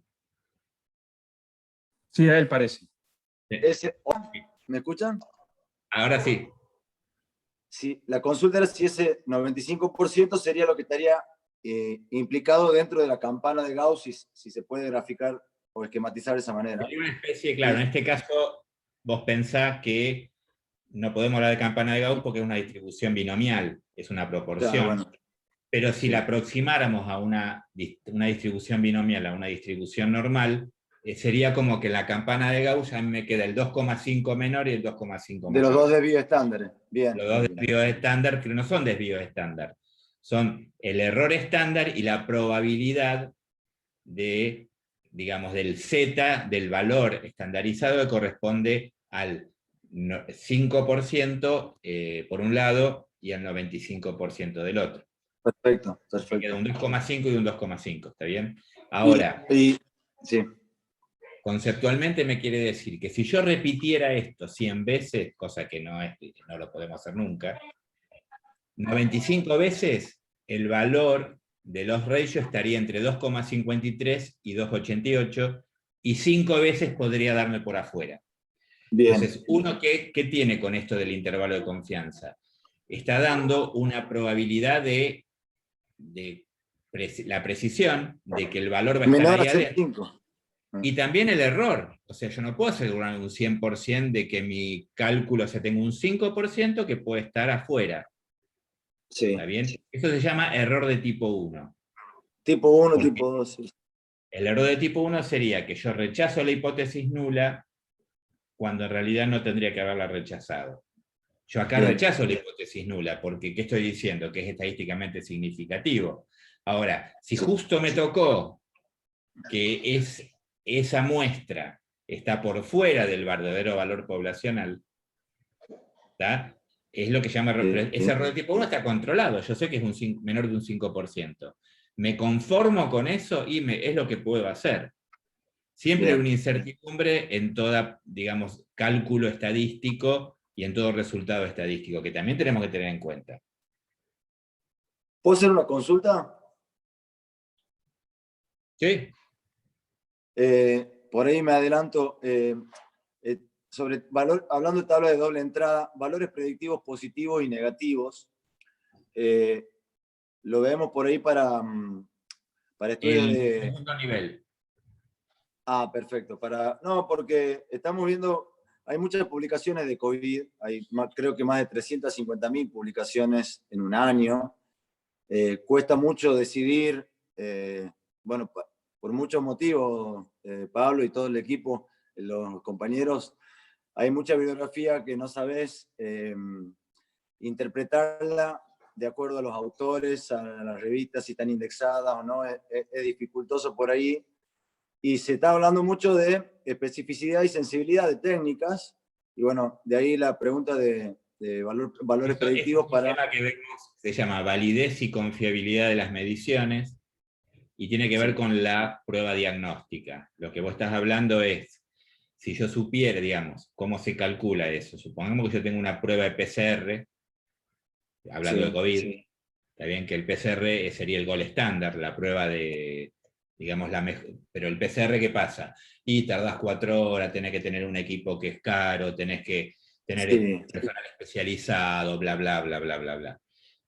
Y ahí salen todas las pruebas rápidas.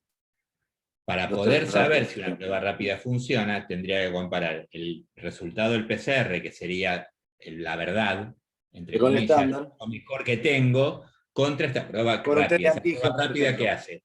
Que en 5 minutos te va a decir, por cambio de color o por alguna cuestión que determinada, si tenés o no Sí. tenés, digamos, si es positivo o negativo. Entonces vos comparás Bien. la prueba, digamos, el gol estándar o la mejor prueba hasta el momento con una nueva prueba diagnóstica que lo que te permite hacer es, en menor tiempo, sin necesidad de recursos humanos especializados y con por ahí menor costo, y digamos, tener una prueba rápida con cierta validez. Ujú.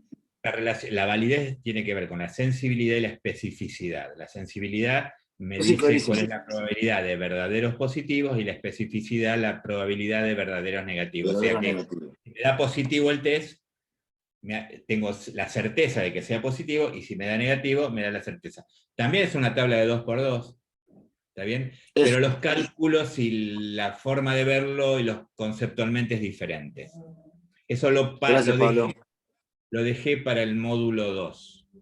Y una más a propósito. También estamos viendo en estas publicaciones método de Kaplan-Meier en Eso es tabla de análisis seguridad.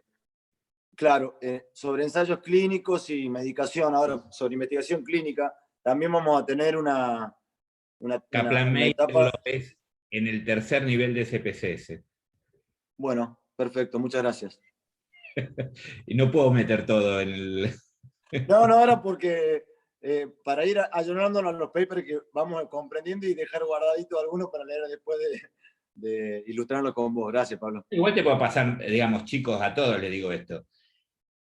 Hay temas que no se dan porque es una clase, digamos, el primer nivel. Ahora, si alguien por alguna razón necesita material bibliográfico de algo, me lo pide por mail para no meternos en el foro, o si quieren, lo podemos hacer en el foro y lo mando por el foro y lo reciben todo. Digo, para no hacer ruido, si, por ejemplo, Kaplan-Meier, si vos querés, Maximiliano, me pedís por mail y yo te mando lo que tengo de Kaplan-Meier. Bárbaro. Lo mismo para otros temas, ¿sí? Gracias. Bueno, me fui un poco, ¿no? Del horario, pido disculpas, pero ustedes son los culpables de todo. Como los responsables. ¿Alguna consulta, algo?